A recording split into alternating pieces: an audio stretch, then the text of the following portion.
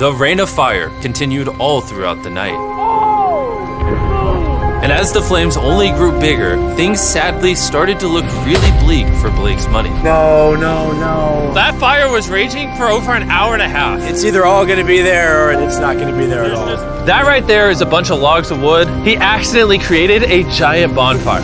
He thought he was making a fortress, but he was actually making a furnace. I mean, there's still a chance the concrete protected the money. Blake, moment of truth. Did the cinder blocks protect your money? Or was the fire just too much? Oh my god. Oh no.